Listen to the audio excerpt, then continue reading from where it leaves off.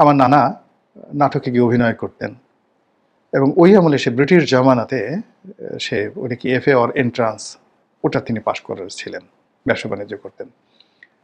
সেই মানুষ মানে কি বলবো, সে নানা এবং নানি মানে আমার নানি যে কি সুন্দরী ছিলেন। আপনি এখন ওই যে মহিমা চৌধুরী আছেন না, শাহরুখ খানের সাথে পর্দার সিনেমাতে অভিনয় করেছেন, যার ডুপ্লিকেট কপি। নানি এত সুন্দরী ছিলেন। তো এরকম একটা পরিবারে হঠাৎ করে দেখলাম যে তিনি চরমোনাইয়ের পীর সাহেবের মুরিদ হয়ে গেলেন। আমরা তখন ছোট, স্বাধীনতার পরপর, একেবারে পরপর 72-73 সনের এই ঘটনা। চরমোনাইয়ের পীর হয়ে গেলেন এবং তখন যোগাযোগ ব্যবস্থা এত ভালো ছিল না। নানা সেই সাইকেল চালিয়ে ফরিদপুর থেকে সেই চাল ডাল এগুলো সব শহর থেকে কিনে সেই চরমোনাইয়ের পীর সাহেবের মাহফিলে যেতেন এবং সেই মাহফিল থেকে সেই যে বইগুলো তিনি কিনে আনতেন, নিজে পড়তেন এবং আমার নানিকে মুরিদ বানিয়ে ফেললেন। নানি আবার সেই গ্রামের সেই 100-150 মহিলাকে মুরিদ বানিয়ে ফেললো। তারা সারাক্ষণ জিকির আজকার করে। এ কি এক ইলাহি কাণ্ড। তা আমি বললাম যে ফরিদপুরের মতো জায়গাতে ওইরকম একটা পরিবারে 72-73 সনে চরমোনাই ওভাবে ঢুকে পড়েছে, তাহলে বাংলাদেশের অবস্থা কি, অন্য জায়গার অবস্থা কি এখন, এটা আপনাকে বুঝতে হবে। এটা না বুঝলে আপনার কাছে মনে হবে যে এরা কনজারভেটিভ, এরা ইসলামপন্থী, এরা কি, কিন্তু দে হ্যাভ এ পাওয়ার। তাদের একটা সমর্থন আছে, তাদের একটা পাওয়ার আছে, তাদের একটা শক্তি আছে, তাদের একটা নৈতিক মনোবল আছে, তাদের একটা ব্লাড লাইন আছে। তো এই বিষয়গুলো অনুধাবন করার জন্য একটা জেনারেশন যদি সচ্ছল থাকে, রেসপেক্টেড হয়, সম্মানিত হয়, নিজেদেরকে তারা সম্মানিত মনে করে 100 বছর ধরে, তাহলে রাতারাতি আপনি তাদের সঙ্গে ইচ্ছা করলেও পারবেন না। নতুন ধনীরা, নতুন শিক্ষিতরা তাদের সঙ্গে পারবেন না। তো এখন এই দরবারে যে নেতৃত্ব দিচ্ছেন দুজন ভদ্রলোক, ফজলুল করিম এবং ফয়জুল করিম, বড় ভাই ফজলুল করিম, ফয়জুল করিম, একজন আমির আর একজনের নায়েবে আমির। তো এদেরকে বলা হয় চরমোনাইয়ের যারা অনুসারী, এদেরকে বলা হয় গরম পীর, গরম হুজুর। তারা গরম গরম কথা বলে এবং একটা সময় আওয়ামী লীগ জমানাতে বা তারও আগে তারা ঢাকা শহরে যে মিছিল করতো, সবার হাতে একটা লাঠি থাকতো, আমরা এদেরকে মুগুর বাহিনী বলতাম। হু হু হু হু জিকির করতে করতে তারা মিছিল করতো। 20,000-25,000 লোক বাইতুল মোকাররম থেকে বের হয়ে তারা হু হু হু হু করে সেই মিছিল করতো এবং সেই মিছিলের ভয়ে মানে কি বলবো, তাগড়া মানুষ গ্রাম থেকে আসছে, পাঞ্জাবি পরা, হাঁটুর উপরে মানে হাঁটুর টাকনুর মানে 6 ইঞ্চি উপরে তাদের পাজামা পরা, মাজায় আচ্ছা মতো যে তাদের যে যাকে কী বলে মাজায় গামছার মতো করে পাগড়ি বাঁধা আর হাতে লাঠি। এটা ঢাকা শহরে আমরা দেখে আসছি, হু হু হু হু করে তারা এগিয়ে যাচ্ছে, স্লোগান দিচ্ছে মুহুর্মুহু। তো সেই দিক থেকে সে তাদের যে গরম ভাবসাব, ওটা এখন এই 2024-25 সনে এসে তারা অনেক ডিসেন্ট হয়ে গেছে এবং তাদের অনেকগুলো বিষয় নিয়ে ব্যঙ্গ বিদ্রুপ হয়। বিশেষ করে তারা জিকির করতে করতে লাফাতে লাফাতে একদম খেজুর গাছের উপরে উঠে যায়। তো এই জিনিসগুলো ভক্তদের আতিশায্য। তো এই যে দুইজন পীর সাহেব, তারা অনেক দিন ধরে বাংলাদেশে খুবই গুরুত্বপূর্ণ।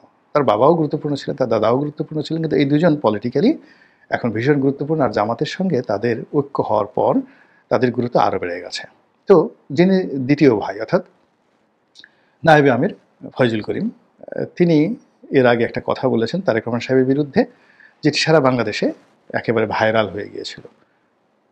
চাঁদা পড়ে পল্টনে, চাঁদা যায় লন্ডনে, বা চাঁদা জমা হয় বা চাঁদা সংগ্রহ করা, এরকম একটা কি যেন কথাবার্তা, সেটা চলে যায় লন্ডনে। মুহূর্তের মধ্যে এখন পর্যন্ত এটা ভাইরাল, যাকে বলা হয় স্লোগান। তারপরে উনি বরিশালের আঞ্চলিক ভাষায় বলেছিলেন যে তোমাদের নেতার যে মাজা ভেঙে দিছে মিলিটারি পিটাইয়া, একে এমনি এমনি দিছে, কোনো কারণ ছাড়া দিছে। মানে শব্দটা এতটা শ্লেষাত্মক, এতটা সত্য, এতটা নির্মম যে বিএনপির লোক এটা নিয়ে মানুষের সহানুভূতি পেতে চায়, কিন্তু পীরে চরমোনাই যেভাবে বললেন যে তোমাদের নেতার যে কোমর ভাঙে দিছে মিলিটারি পিটাইয়া পিটাইয়া, এটা কি এমনি এমনি দিছে নাকি, বিনা কারণে দিছে নাকি, এই কথাগুলো না একটা ন্যারেটিভ তৈরি করে ফেলেছে। তো এরপরে সাম্প্রতিক সময় তিনি আবার এই জাকসু বিজয়ের পর তিনি যে বক্তব্য দিয়েছেন তাতে বিএনপিকে তিনি রীতিমতো চ্যালেঞ্জ দিয়েছেন যে আগামীতে যে নির্বাচন যেভাবে বিএনপি করতে চাচ্ছে ওটা অত সোজা হবে না। যেভাবে 1977 সালে শহীদ প্রেসিডেন্ট জিয়াউর রহমান নির্বাচন করেছিলেন, যেভাবে 81 সালে সাত্তার সাহেব নির্বাচন করেছিলেন, মানুষ আবেগ নির্ভর হয়ে যেভাবে বিএনপিকে ভোট দিয়েছিল, ওটা আর এই বছর হবে না।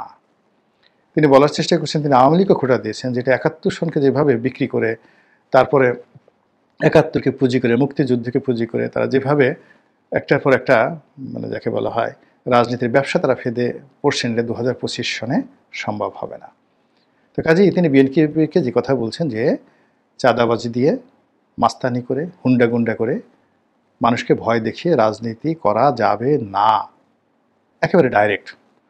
দ্বিতীয়ত যে এখন তিনি জিজ্ঞাসা করছেন যে এই যে পাশে প্রশ্ন করছেন যে দেখেন আমরা এখানে মাহফিল করতেছি, তো আশেপাশে সব দোকান থেকে এই বিএনপির লোক এসে চাঁদা নিতেছে, বলেন ঘটনা সত্য কিনা? সবাই বলছে হ্যাঁ হ্যাঁ সত্য।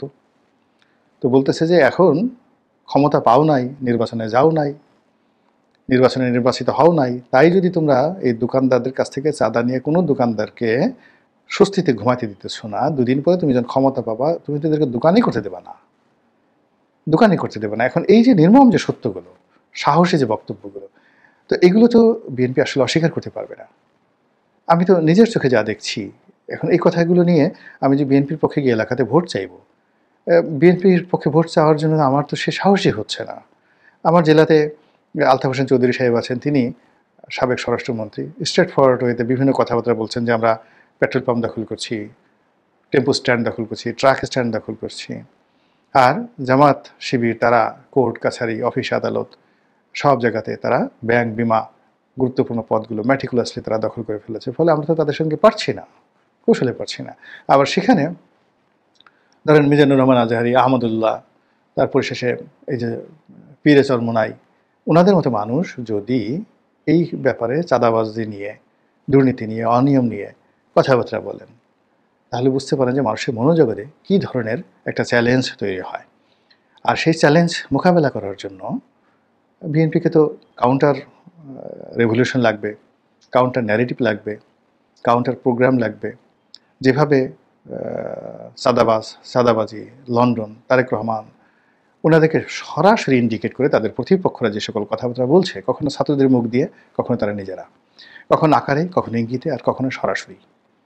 এখন এই ন্যারেটিভগুলোকে যদি সরাসরি মোকাবেলা করা না যায়, কিন্তু গালাগালি করে হবে না।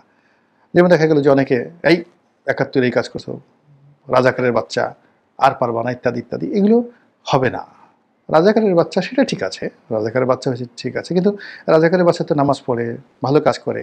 আর মুক্তিযোদ্ধার বাচ্চা চুরি করে, চামারি করে, তার লোকজন কি বলবে? মুক্তিযোদ্ধার বাচ্চারা ভোট দেবে। ফলে ওই মানে শাক দিয়ে মাছ ঢাকা যাবে না। ভোটের জন্য যেটা দরকার সেটা হলো গুড ন্যারেটিভ। সেই ন্যারেটিভগুলো যেভাবে বিএনপির তৈরি করা দরকার, বিএনপি এখন কি সেটা শুরু করেছে? আপনারা এই ভাবতে থাকুন। আল্লাহ আমাদের সবাইকে হেদায়েত দান করুন। আসসালামু আলাইকুম ওয়া রাহমাতুল্লাহি ওয়া বারাকাতুহু।